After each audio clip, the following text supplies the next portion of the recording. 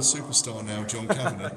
um, you've had a brilliant week in Las Vegas. We're out here in Stockholm, Sweden, UFC Fight Night. Now you're with a guy who wasn't the headliner in Vegas but became the headliner in that event.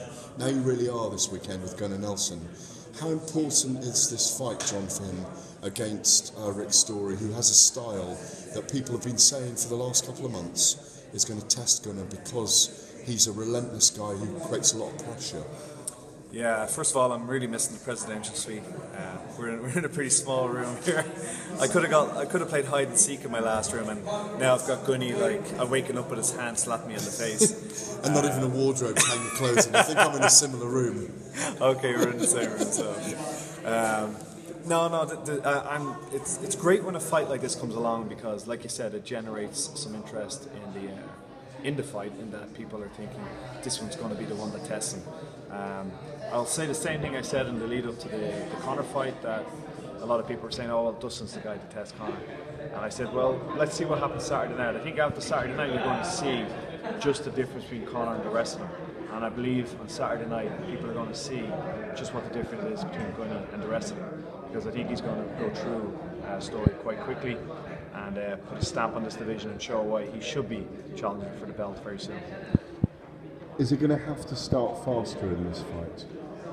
I think the good thing about this one is that it can only start fast because of the way Story fights. He's very aggressive, he comes forward, and I can see the meeting quite early on, some exchanges, and I could just, for me it's a different level of opponent. Also, I think it's the first time I've ever seen Gunny with a size advantage. He actually seems to be bigger than Story. He's normally fighting these guys that, Santiago and DeMarquez and Zach were all coming down from middleweight. And now he's against a pretty ordinary size welterweight.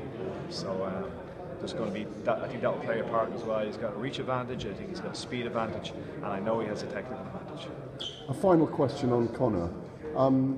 How soon? There'll be loads of talk about should he fight the winner of Cub Swanson and Frankie Edgar next? Should he be fighting Ricardo Lama? Should he, be fighting some of the other guys ahead of him? I can't think who else there is right now.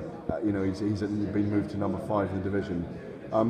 Would you like to see him in one more fight before he potentially fights for the title, or do you think he should get the winner of Jose Aldo and Chad Mendes? As I've been saying, how many more people have to be hurt? How many more people have to be unnecessarily hurt until Conor gets that belt? So I don't see there's any point in fighting anybody else at this stage. Dustin brought Cub Swanson the distance. I think Swanson and Edgar is going to be close.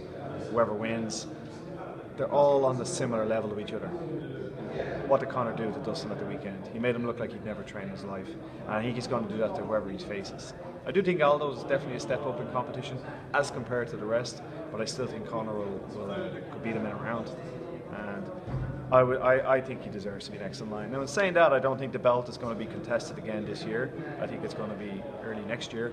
And there's no way that you're going to keep Conor out of the cage for 6 or 7 months. So he will be in there again. Maybe a lightweight fight, who knows? But I truly believe he deserves the belt now.